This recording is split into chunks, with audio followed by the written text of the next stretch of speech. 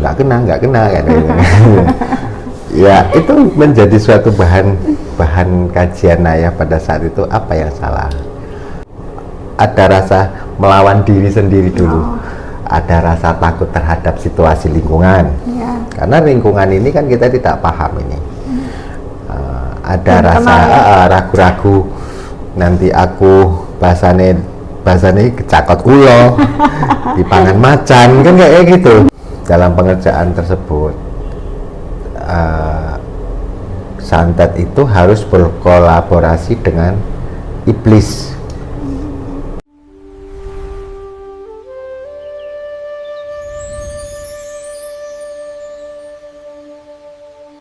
Assalamualaikum warahmatullahi wabarakatuh. Waalaikumsalam warahmatullahi wabarakatuh.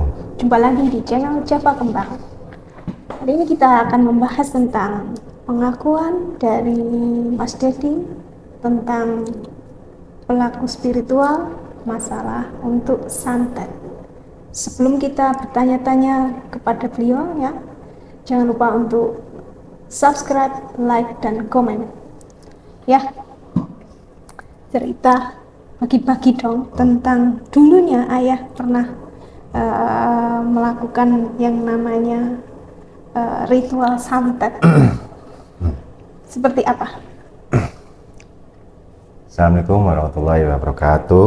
Waalaikumsalam warahmatullahi wabarakatuh. Itu ya seperti yang Bunda ketahui ya. Kan ini share pengalaman dari saya, praktisi pelaku dulu waktu usia muda ya, usia kita muda, usia yang dimana tidak peduli keluarga, ego tinggi, rasa ingin tahu dan penasaran tinggi, itu yang akhirnya ya coba-coba melakukannya. Tahun berapa ya? Tahun berapa itu? 2015 ke bawah. Lu ingat itu zaman awal-awal pemilu itu berapa ya? 2014 ya? Iya. Pemilihan presiden Pak Prabowo sama Pak Jokowi. Waktu itu ada request dari klien untuk mengerjakan hal-hal seperti itu,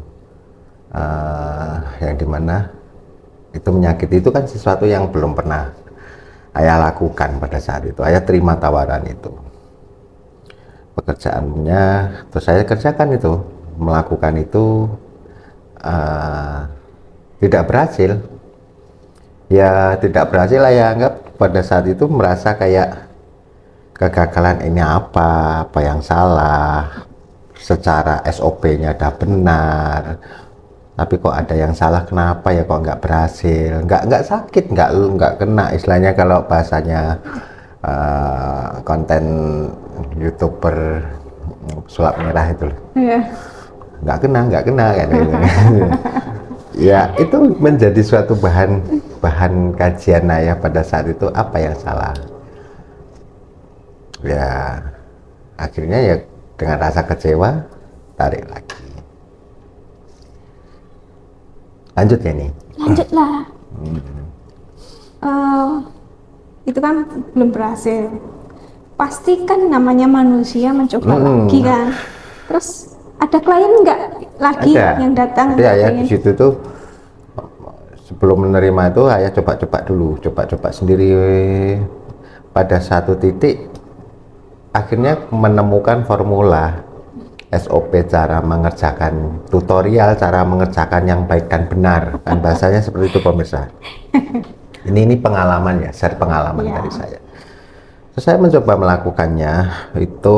Kalau di episode yang lama kita bahas santet, karena ya mau izin itu 1 minggu, itu ayah cari tempat yang dimana tempat itu tidak ada orang, tidak ada suara atau hilir mudik orang, agar bisa menemukan konsentrasi tingginya untuk pengerjaan hal-hal tersebut. tidak ada orang, harus sendiri. Kalaupun siang katakanlah nanti keluar jalan ke pemukiman atau yang ada penduduk, ada warung, itu jauh banget. Nah, ketika malam itu antara keberanian, keraguan. Jadi sebelum mengerjakan itu ada rasa melawan diri sendiri dulu. Ada rasa takut terhadap situasi lingkungan. Ya. Karena lingkungan ini kan kita tidak paham ini. Ada Belum rasa kenal ya? ragu-ragu, nanti aku bahasane kecakot kulo, dipangan macan, kan kayak gitu, ya kan? Balutan. Ya kan, ya kayak gitu, ada rasa seperti itu. Ya. Terus berganti hari, akhirnya menemukan metodenya. Setelah mendapatkan metodenya, terus kan pulang itu ya.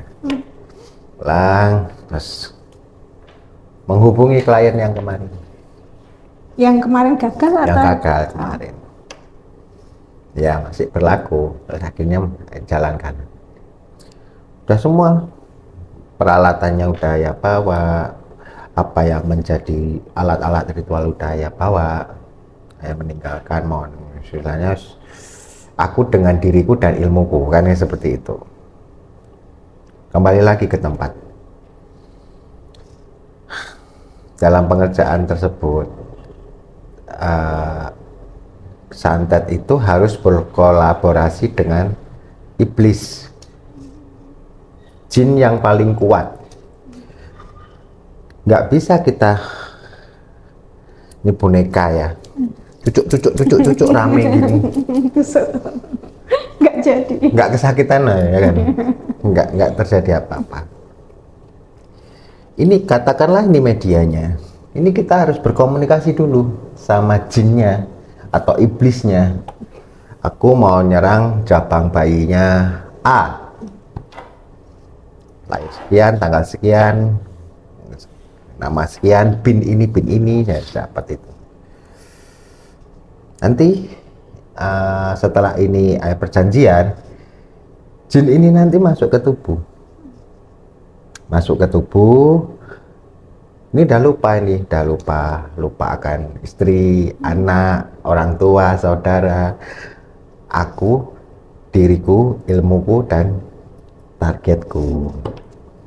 Ya, saya kerjain. Mas Itu ngerjain itu? tanpa belas kasihan. Kan itu dimasukin ya. Berarti yang ngerjain yang jinnya itu. Iya, yang ngerjain jin, kita hanya sebagai medianya. Ya. Media badan dan raga. Jin ngerjain itu, terus itu rasanya pengen membunuh bener, pengen nyakiti bener pada saat itu. Tidak pakai cucuk-cucuk itu langsung. Karena yang ayah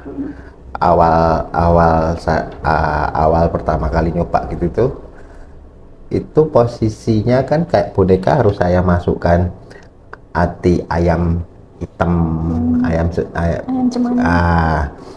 pitik cemani, hatinya masukkan, nanti darahnya dimasukkan ke dalam kayak boneka-boneka itu, ditutup. Endingnya gini. Makan itu. Dan itu tambah sadar. Terus Jadi pemirsa. kelang berapa lama itu pulang,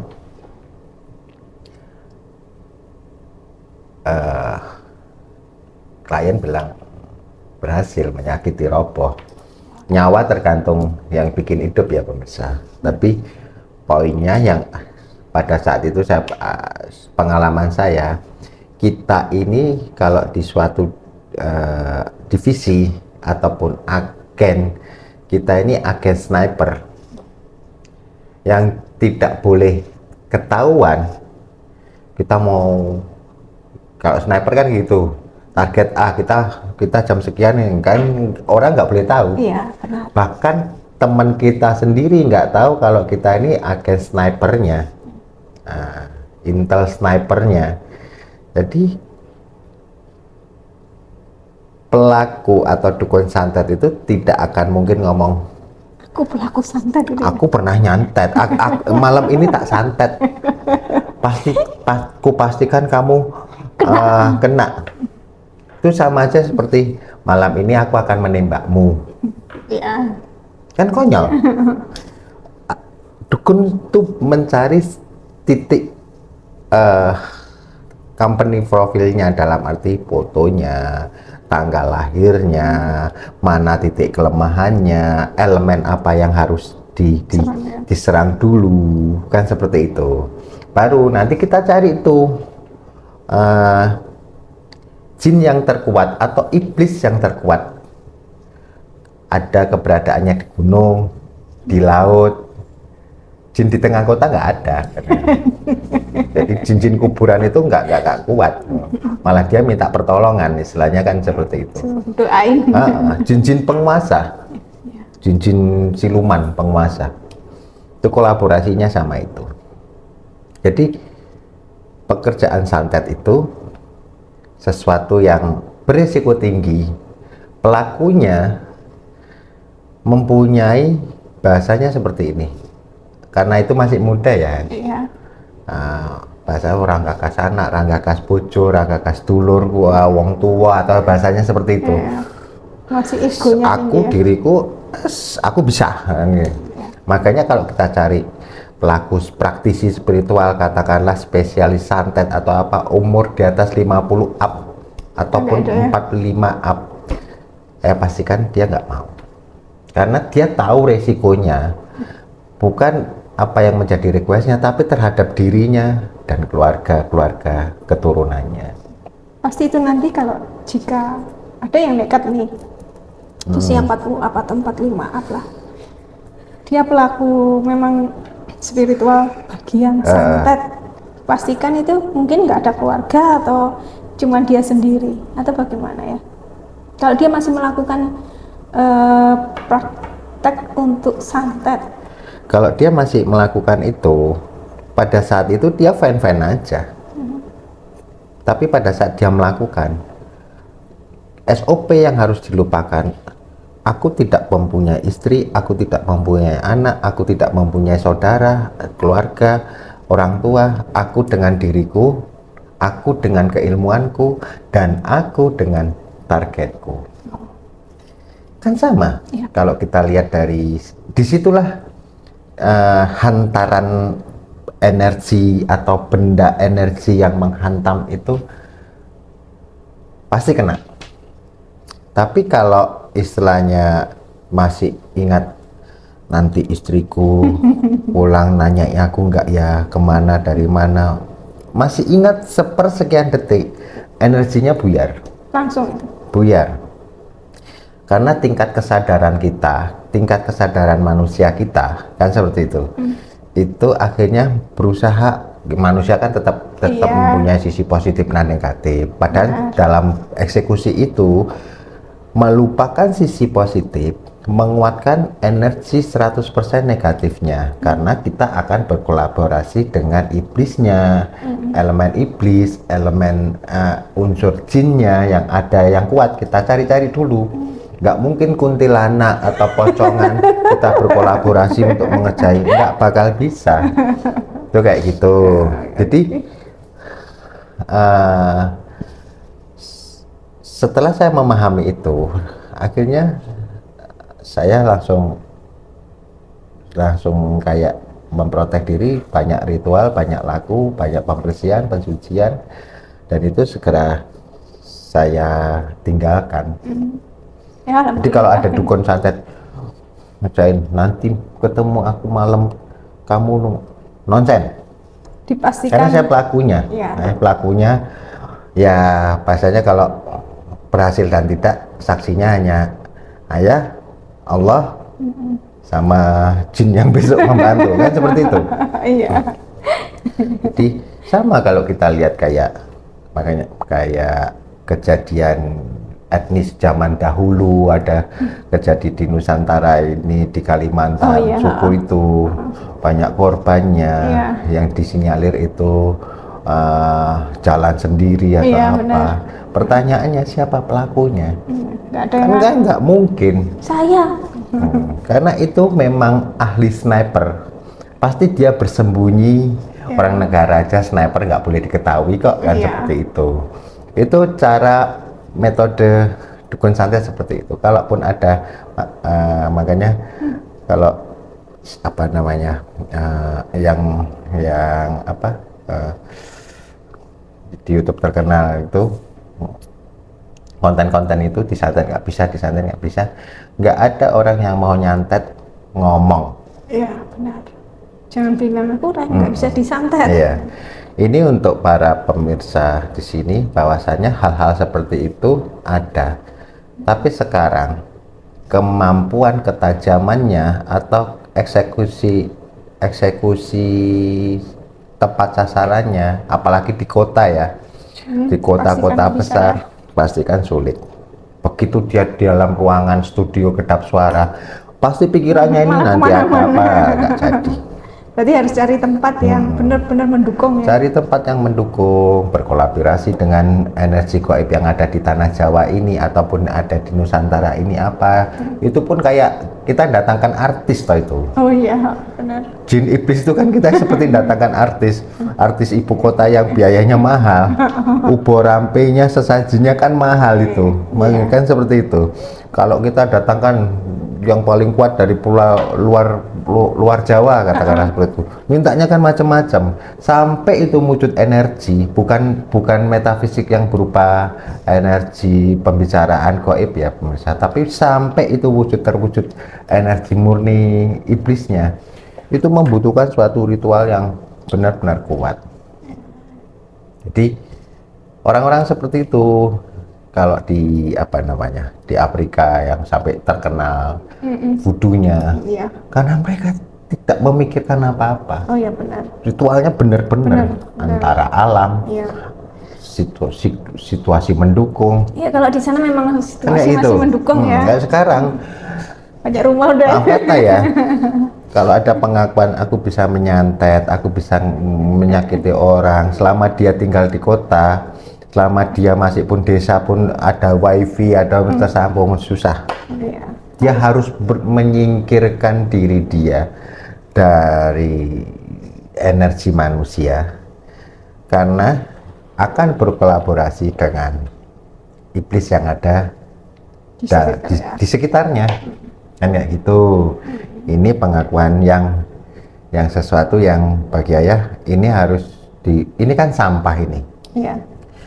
Sesuatu perbuatan yang pernah masa lalu kita lakukan kan diutarakan akhirnya sudah selesai. Ya. Jadi tidak menjadi sesuatu yang akan terjadi ke depan. Ya. Udah lama sekali itu kan, karena ini ada sesuatu yang harus diceritakan, pengalaman share aja. Pengalaman gitu, dari pemirsa. Suami saya. Saya sering loh meninggalkan keluarga hanya untuk suatu request zaman dahulu, tapi sekarang karena juga saya merasa ilmu itu harus dibagikan, harus diinformasikan, untuk edukasi. Konten ini kan sebenarnya edukasi. Iya. Kita mau edukasi, bener enggak, tidak perlu kita harus ke lapangan atau seperti apa, kita mengedukasi karena gaib itu kan metafisik. Iya benar. Gitu. Oke, enggak mau tanya yang tadi pas makan hati ayam sama darah itu memang SOP-nya begitu? Iya. Oh. Yang ayah pahami, anggap ini bonekanya ya. Entah itu padi-padian atau boneka apa whatever lah kan, seperti itu. Dibuka dulu, masukkan hati ayam, empedu ayam, usus ayam, masukkan, kasih darah. Lebih kuat lagi itu 3 paduan sebenarnya. Karena ini iblis yang bermain di dalam perjalanan, kurir perjalanannya kan kayak gitu. Darah monyet, otak monyet ya, tambah lagi itu harus monyet, kakak hitamnya, ataupun kalau sulit untuk mencari, ini paling sulit ke darah harimau. Kan kayak gitu. Berikan pemirsa. Itu masukkan, nanti mata kita merah. Pasti. Sekarang merah. karena ini harus menceritakan masa lalu, membuang. Jadi itu nanti benar-benar kan tempat gelap ya ini. Ada perapian api di hutan sendiri. Hari pertama pasti kita adaptasi sama lingkungan. malam jam sekian ngapain, nggak pegang apa-apa, nggak isinya cuma lobbying sama goib yang mau kita kolaborasi. Nanti setelah itu siang cari makan kok jauh, nanti ditanya di sana ngapain, kan hal-hal yang konyol gitu kan. Nah, itu hari pertama, hari kedua itu menjenuhkan, tapi seterusnya kita sudah adaptasi, tahu harus seperti apa, mau ngapain. Nah, yang kita ambil kan, yang ayah ambil tuh biasanya jam 6 TET sore, jam 10 malam, jam 12 malam. Udah 6, 10, 12, 6, 10, 12. Mainnya di posisi itu. Posisi 6 itu orang dalam kondisi yang lelah tapi badan baru badan siaga. Tapi lelah, daya tahan dalamnya lelah. Jam 10 itu orang biasanya rata-rata mau tidur, istirahat. Jam 12 ini udah sukma yang menjaga raga, bukan raga yang menjaga sukmanya. Ketika tidur kan sebenarnya sukma roh yang menjaga raga kita. Nah, kebalikannya ketika kita bangun kan seperti itu. Gantian. Ini hanya sumber edukasi aja, Pak Misa. Ya, ini Ada mantra-mantranya juga sebenarnya. apa ya? Ada mantranya, nggak mungkin istilahnya baca Bismillahirrahmanirrahim, nggak kayak gitu. Bismillahirrahmanirrahim, alhamdulillah, nggak jadi. Malah sholat malahan kan gitu loh, nggak jadi anu. Ya, kalau mantranya nggak usah ya pemirsa. Itu rahasia. Kayak gitu. Itu pemirsa. Oke.